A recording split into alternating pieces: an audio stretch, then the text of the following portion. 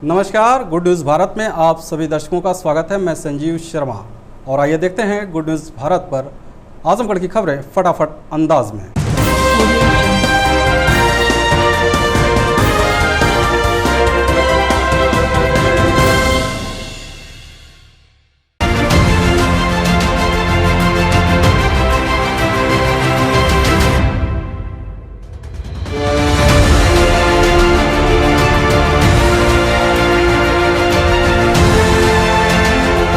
आजमगढ़ जिले के बैकुंठपुर गांव निवासी युवक ने जानलेवा हमले के मामले में आरोपियों पर कार्रवाई न करने का पुलिस पर लगाया आरोप। एसपी से की शिकायत। पुलिस अधीक्षक कार्यालय ग्रामीणों के साथ पहुंचे मेहनगर थाना क्षेत्र के बैकुंठपुर गांव निवासी सूरज मिश्रा ने बताया कि बीते 15 दिसंबर 2020 को उसके ऊपर 3 लोगों ने जानलेवा हमला किया था, जिसकी सूचना उसने मुकामी थाने को दी। पुलिस ने शिकायत के आधार पर आरोपियों को गिरफ्तार किया, लेकिन हल्की धाराओं में चालान कर छोड़ दिया, जिससे उनका मनोबल और बढ़ गया और फिर बीते 14 फरवरी को उसके एक सहयोगी के घर पर आरोपियों ने चढ़कर फायरिंग कर दी। इस मामले की भी शिकायत मुकामी थाने पर की गई, लेकिन पुलिस ने पीड़ित को ही डांटकर भगा दिया। पीड़ित ने बताया कि दबंगों की करतूत से पूरे गांववासी भयभीत हैं।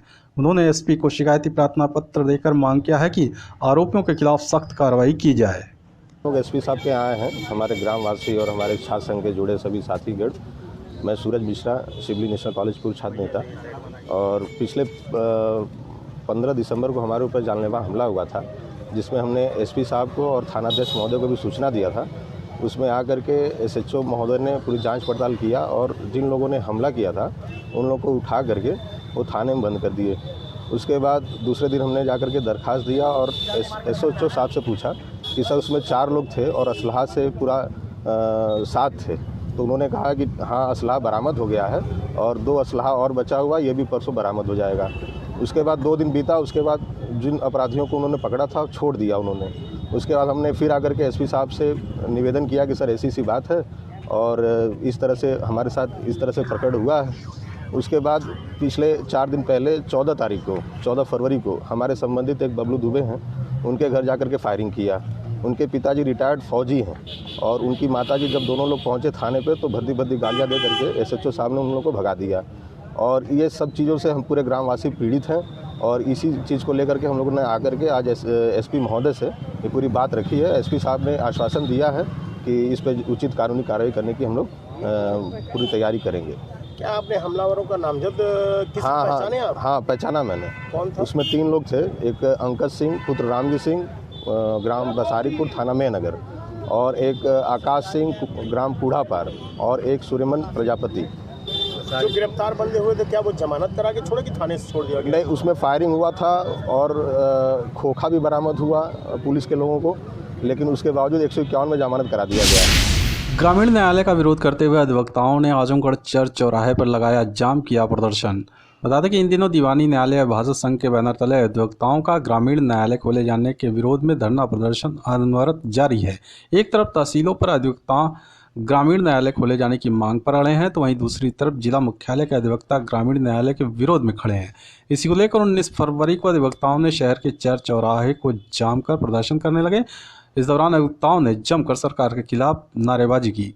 दीवानी न्यायालय अभिभाषक संघ के अध्यक्ष रामप्यारे सिंह ने बताया कि केंद्र व राज्य सरकार अधिवक्ताओं के ताकत को समाप्त करने का कुचक्र रच रही है। उन्होंने कहा कि ग्रामीण न्यायालय खुल जाने से कोई भी सुरक्षित नहीं रहेगा, लिहाजा ग्रामीण न्यायालय खोले जाने का विरोध जारी रहेगा।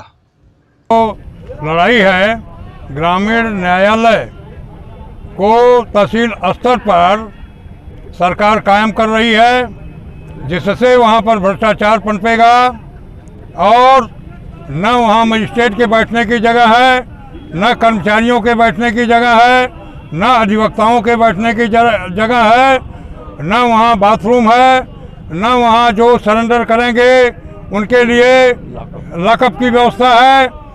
तो इस तरह से वहाँ अफरा तफरी मचेगी और सुरक्षा व्यवस्था उनकी कोई नहीं रहेगी। रास्ते में आने जाने में भी असुरक्षित लोग रहेंगे।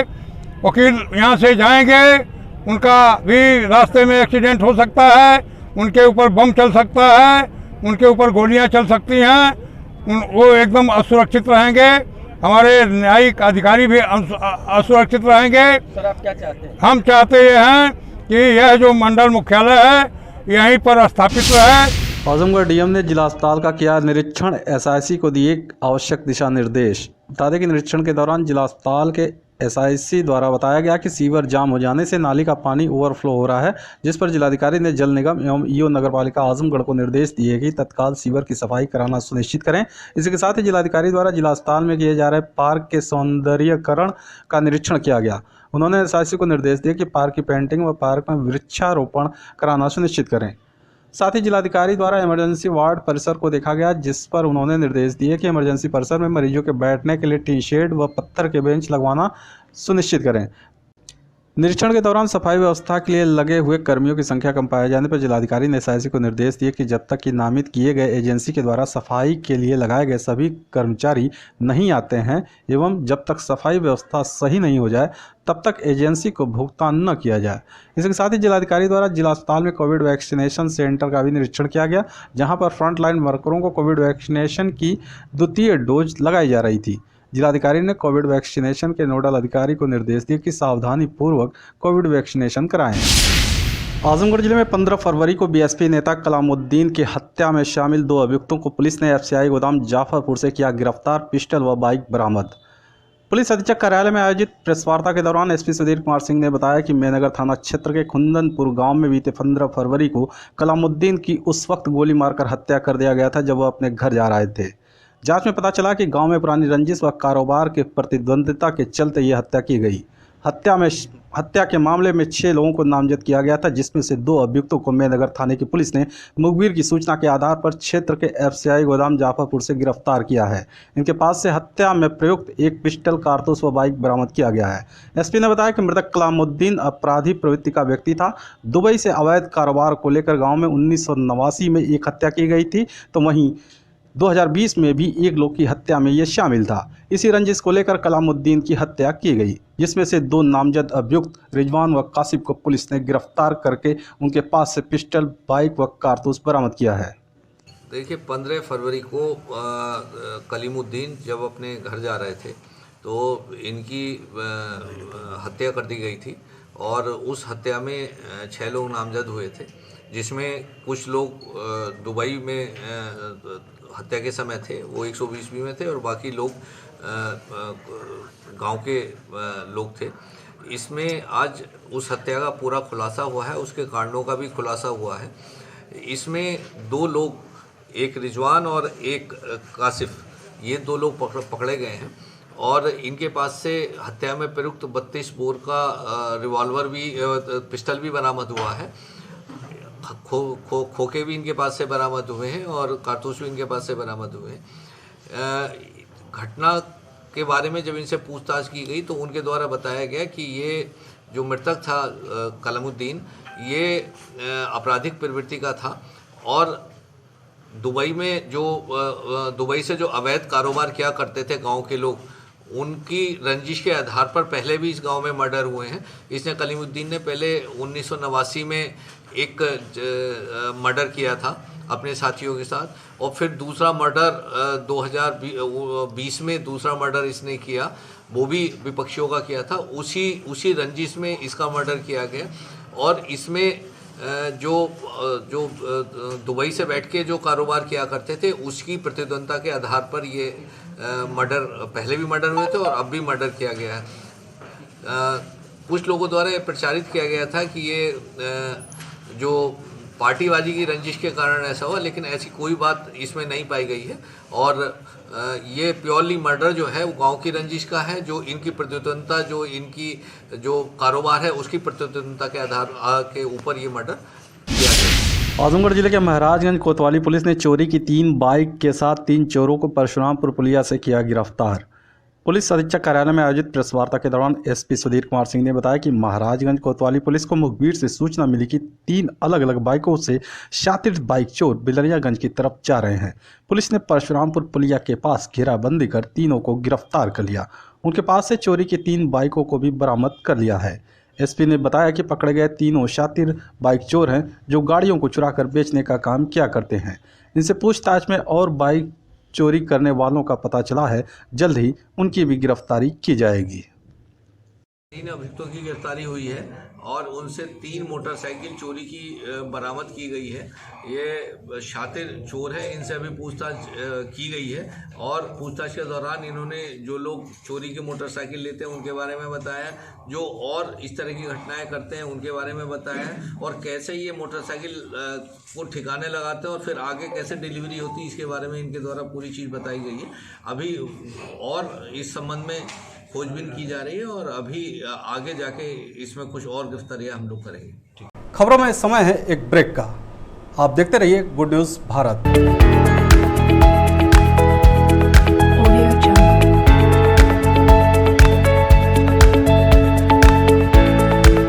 ब्रेक के बाद एक बार फिर से आपका स्वागत है और आइए देखते हैं आजमगढ़ की खबरें फटाफट अंदाज में। आजमगढ़ जिला अस्पताल में डीएम व सांसद प्रतिनिधि ने दिव्यांगों में उपकरण का किया वितरण। बता दें कि जिला चिकित्सालय सदर में भारत सरकार सामाजिक न्याय एवं अधिकारिता मंत्रालय के दिव्यांगजन सशक्तिकरण विभाग के अधीन कार्यरत भारतीय कृत्रिम अंग निर्माण निगम एलिम्को कानपुर द्वारा एपिड योजना के अंतर्गत एवं जिला प्रशासन आजमगढ़ के निःशुल्क सहायक उपकरण वितरण शिविर का आयोजन किया गया। इस दौरान जिलाधिकारी राजेश कुमार व सांसद आजमगढ़ के प्रतिनिधि विजय यादव ने चयनित 30 लाभार्थियों को ट्राईसाइकिल, 4 लाभार्थियों को व्हीलचेयर, 2 लाभार्थियों को VTE कान की मशीन, 24 बैसाखी, 1 रोटेलेटर, 6 वॉकिंग स्टिक, 7 कृत्रिम अंग एवं कैलिपर आदि उपकरण वितरित किए। जिलाधिकारी द्वारा बताया गया कि इसमें कोई संदेह नहीं कि सहायक उपकरण प्राप्त करने वाले लाभार्थी सक्षम हैं, समर्थ हैं। इन सहायक उपकरणों के माध्यम से लाभार्थियों को स्वावलंबी व सशक्त करने और उन्हें समाज की मुख्य धारा से जोड़ने का एक प्रयास है। सरकार द्वारा दिव्यांगजनों के हितार्थ उपकरण वितरण योजना के अंतर्गत पूरे जनपद में चिन्हांकन शिविर का आयोजन कराया गया है तथा उपकरण वितरण का कार्यक्रम कराया जा रहा है। सरकार का उद्देश्य है कि कोई भी पात्र दिव्यांगजन कृत्रिम अंग उपकरण योजना अंतर्गत वंचित न रहे। दिव्यांगजनों को समाज की मुख्य धारा से जोड़ने एवं स्वावलंबी बनाने के लिए सतत प्रयास किया जा रहा है। आजमगढ़ जिले में किसानों से सीधे गेहूं खरीद के लिए 67 केंद्रों का किया गया अनुमोदित, डीएम ने दी जानकारी। जिलाधिकारी राजेश कुमार ने बताया कि रबी विपणन वर्ष 2021-22 में मूल्य समर्थन योजना अंतर्गत किसानों से सीधे गेहूं खरीद क्रय एजेंसी वार तहसील सदर के अंतर्गत ब्लॉक पलनी में खाद्य विभाग के 1, जहानागंज में खाद्य विभाग के 1, PCF के 2, FCI के 1, छठियाम मुबारकपुर में खाद्य विभाग के 1, PCF के 1, रानीसराय में खाद्य विभाग के 1, PCF के 2, तहसील सगड़ी के अंतर्गत ब्लॉक बिलरियागंज में खाद्य विभाग के 1, PCF के 2, महाराजगंज में खाद्य विभाग के 1, हरैया में खाद्य विभाग के 1, PCF के 1, अजमतगढ़ जीएनपुर में खाद्य विभाग के 1, PCF के 4, तहसील बूढ़नपुर के अंतर्गत ब्लॉक अहरौला में PCF के 2, अतरौलिया में खाद्य विभाग के 1, PCF के 2, कोयलसा में खाद्य विभाग के 1, PCF के 2, तहसील निजामाबाद के अंतर्गत ब्लॉक ताबरपुर में खाद्य विभाग के 1, PCF के 2, मिर्जापुर में खाद्य विभाग के 1, PCF के 1, मोहम्मदपुर में खाद्य विभाग के 1, FCI के 1, तहसील फूलपुर के अंतर्गत ब्लॉक अहरौला में PCF के 1, फूलपुर में खाद्य विभाग के 1, पवई में खाद्य विभाग के 1, PCF के 1, तहसील मार्टिनगंज के अंतर्गत ब्लॉक मार्टिनगंज में खाद्य विभाग के 1, PCF के 5, तहसील लालगंज के अंतर्गत ब्लॉक लालगंज में खाद्य विभाग के 1, PCF के 2, तरवा में खाद्य विभाग के 1, PCF के 3, टेकमा में खाद्य विभाग के 1, PCF के 4, पलना में PCF के 1, तहसील मेहनगर के अंतर्गत ब्लॉक मेहनगर में खाद्य विभाग के 1, PCF के 5, तरवा में PCF के 1, पलना में PCF के 1, कुल इस प्रकार 67 केंद्रों को अनुमोदित किया गया है। आजमगढ़ कलेक्ट्रेट सभागार में जिला स्वास्थ्य समिति की बैठक में खराब प्रगति पर डीएम ने जताई नाराजगी, दिए आवश्यक दिशा निर्देश। बता दें कि जिलाधिकारी राजेश कुमार की अध्यक्षता में कलेक्ट्रेट सभागार में जिला स्वास्थ्य समिति की माह फरवरी 2021 की समीक्षा बैठक आयोजित की गई। बैठक में डीएम ने जननी सुरक्षा योजना, नियमित टीकाकरण, प्रधानमंत्री मातृ वंदना योजना, गर्भवती महिलाओं का पंजीकरण, परिवार नियोजन, आशाओं का भुगतान, आयुष OPD, टीबी मरीजों का अंकन आदि बिंदुओं की विस्तार से समीक्षा की। बैठक के दौरान जननी सुरक्षा योजना की समीक्षा में परशुरामपुर, पवई, छठियाओं, मुबारकपुर में भुगतान में खराब प्रगति पाए जाने पर जिलाधिकारी ने नाराजगी व्यक्त करते हुए संबंधित MOIC को निर्देश दिए कि प्राथमिकता के आधार पर जल्द से जल्द भुगतान कराएं, जिससे कि जनपद की रैंकिंग में सुधार हो। प्रधानमंत्री मातृ वंदना योजना की समीक्षा में आवंटित लक्ष्य के सापेक्ष फीडिंग की प्रगति बेहद खराब पाए जाने पर जिलाधिकारी ने संबंधित DCPM को निर्देश दिए कि आवंटित लक्ष्य के सापेक्ष फीडिंग की प्रगति में जल्द से जल्द सुधार लाएं। साथ ही आयुष OPD की समीक्षा में लक्ष्य के सापेक्ष जहानागंज, बिलरियागंज, ताबरपुर, पलनी, पवई आदि से संबंधित CHC पीएचसी पर आयुष डॉक्टरों द्वारा ओपीडी कम किए जाने पर जिलाधिकारी ने सीएमओ को निर्देश दिए कि लक्ष्य के सापेक्ष ओपीडी बढ़ाना सुनिश्चित करें। फ्रंट लाइन वर्करों की कोविड वैक्सीनेशन की समीक्षा में अभी भी 4000 टीकाकरण से छूटे हुए हैं, जिस पर जिलाधिकारी ने समस्त एमओआईसी को निर्देश दिए कि जो भी कोविड टीकाकरण से छूट की श्रेणी में हैं उनकी सूची उपलब्ध कराएं। साथ ही ब्लॉकवार कोविड वैक्सीनेशन से छूटे हुए व्यक्तियों की सूची संबंधित सीडीपीओ को भेजना सुनिश्चित करें। जिलाधिकारी ने संबंधित अधिकारी को निर्देश दिए कि जो भी आशा, आंगनबाड़ी कार्यकर्त्री, सरकारी अस्पतालों के कर्मचारी, प्राइवेट अस्पतालों के डॉक्टर एवं कर्मचारी कोविड वैक्सीनेशन से छूटे हैं उनको तत्काल चिन्हित करते हुए कोविड वैक्सीनेशन कराएं। तरमा पुलिस ने हत्या के अभियुक्त को रिमांड पर लेकर उसकी निशानदेही पर हत्या में इस्तेमाल तमंचा किया बरामद। तरमा में 27 सितंबर को सखरज यादव पुत्र स्वर्गीय अभिराज यादव निवासी मौलानीपुर की हत्या कर दी गई थी। इसमें अभियुक्त जामवंत यादव निवासी सरायभादी थाना तरमा वर्तमान में जिला कारागार में बंद है। पुलिस ने उसे 18 फरवरी को न्यायालय से आदेश लेकर रिमांड पर लिया। साथ ही हत्या के सिलसिले में पूछताछ करने पर उसने हत्या में इस्तेमाल देशी तमंचा 315 बोर बरामद किया, जो अभियुक्त ने शंकर जूनियर हाई स्कूल बहद ग्राम रसड़ा स्थित खंडर नुमा स्कूल के पास पॉलीथीन में छुपाकर रखा था। पुलिस के अनुसार उसने अपना जुर्म कबूल करते हुए बताया कि इसी तमंचे से मैंने अपने साथी धीरज यादव के साथ मिलकर सखरज यादव पुत्र स्वर्गीय अभिराज यादव की गोली मारकर हत्या की थी। साथ ही इसी तमंचे से 31 दिसंबर को देर रात अपने पड़ोसी सुभाष यादव को जान से मारने के लिए फायर किया था। गिरफ्तार करने वाली टीम में प्रभारी निरीक्षक थाना तरमा स्वतंत्र कुमार सिंह के साथ एसएसआई संजय कुमार, कांस्टेबल अनुराग तिवारी, कांस्टेबल धीरज यादव शामिल रहे। चकिया भगवानपुर में इंद्राज चौहान के आवास पर भारतीय जनता पार्टी जिला पंचायत वार्ड बैरीडी की आवश्यक बैठक हुई संपन्न। आज शुक्रवार को लालगंज विकासखंड के चकिया भगवानपुर में पूर्व मंडल अध्यक्ष जिला पंचायत संयोजक इंद्राज चौहान के आवास पर भारतीय जनता पार्टी जिला पंचायत वार्ड बैरीडी की आवश्यक बैठक संपन्न हुई। बैठक की अध्यक्षता मंडल अध्यक्ष लालगंज रजनीकांत त्रिपाठी और संचालन मंडल महामंत्री आदर्श राय ने किया। बैठक के मुख्य अतिथि बैरीडी जिला पंचायत वार्ड प्रभारी भाजपा लालगंज जिला मंत्री राम स्वारथ राजभर, विशिष्ट अतिथि मंडल प्रभारी लालगंज बजरंग बहादुर सिंह के द्वारा वार्ड की सामाजिक स्थिति, पिछले चुनाव और वर्तमान प्रत्याशियों के विषय में व्यापक चर्चा की गई। ग्राम पंचायतों के आगामी बैठक की रूपरेखा तैयार की गई। इस अवसर पर जिला उपाध्यक्ष योगेंद्र राय, ब्लॉक संयोजक मिथिलेश सिंह, सर्वेश राय, दिनेश सिंह, अवधराज यादव, मोहम्मद जैद, जयदीप श्रीवास्तव, रविंद्र राय, सुनील राजभर, दिनेश तिवारी, अवधेश राय, विशाल राय, आशुतोष राय, शिवसागर बर्नवाल, आनंद राय आदि प्रमुख रूप से उपस्थित रहे। लालगंज तहसील में स्टाम्प विक्रेता का 1 लाख रुपए का स्टाम्प पेपर मोहम्मदपुर गोसाई की बाजार के बीच में गिरा, रिपोर्ट दर्ज। गंभीरपुर थाना क्षेत्र के बिठुआ गांव निवासी भीमसेन सिंह पुत्र उदयभान सिंह लालगंज तहसील परिसर में स्टाम्प विक्रेता का काम करते हैं। सोमवार को 1 लाख रुपए का स्टाम्प पेपर बैग में रखकर भीमसेन सिंह बाइक से लालगंज तहसील के लिए निकले। रास्ते में मोहम्मदपुर से गोसाई बाजार के बीच में कहीं बैग गिर गया। तहसील परिसर पहुंचने पर जानकारी हुई तो उनके होश उड़ गए। आनंद फानन में इस संबंध में भीमसेन ने गंभीरपुर थाने में गुमशुदगी की रिपोर्ट दर्ज कराई है। पुलिस ने रिपोर्ट दर्ज करके जांच पड़ताल आरंभ कर दी है, मगर गुरुवार को देर शाम तक गुम हुए स्टाम्प पेपर की कोई जानकारी नहीं मिल सकी। पंजाब निकाय चुनाव में कांग्रेस की एकतरफा जीत का लालगंज में मनाया गया जश्न, बांटी गई मिठाई। लालगंज तहसील परिसर में कांग्रेस पार्टी के कैंप कार्यालय पर बैठक कर किसान आंदोलन के बीच हुए पंजाब के नगर निकाय चुनाव में कांग्रेस की एकतरफा जीत और 7 नगर निगमों में से 6 पर कांग्रेस का कब्जा और नगर काउंसिल नगर पंचायत चुनाव में भी कांग्रेस ने अन्य दलों को लगभग सफाया कर भारी जीत दर्ज करने पर कांग्रेस पार्टी लालगंज इकाई ने ब्लॉक अध्यक्ष अहमर वकार के नेतृत्व में जश्न मनाया। साथ ही खुशी में लड्डू बांटकर एक दूसरे को गले मिलकर जीत की बधाई दी गई। बैठक में 21 फरवरी रविवार को प्रदेश सचिव मणिंद्र मिश्रा और जिलाध्यक्ष प्रवीण कुमार सिंह की उपस्थिति में होने वाले कार्यकर्ता सम्मेलन की रूपरेखा तय की गई। इस अवसर पर ब्लॉक अध्यक्ष संतोष राय, प्रशांत राय, धीरज राय, रामप्रकाश चौहान, कार्तिकेय राय, सुधीर श्रीवास्तव, श्यामजीत चौहान, गुलाब चंद सहित आदि लोग उपस्थित रहे।